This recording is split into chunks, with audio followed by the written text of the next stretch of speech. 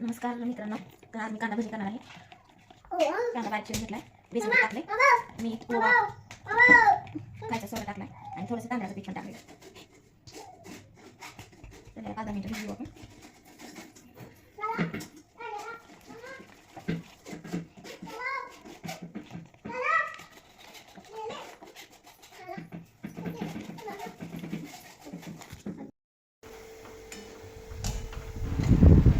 तर आमच्या आव्हांना असे पदार्थ करायला आवडतात किचनमध्ये.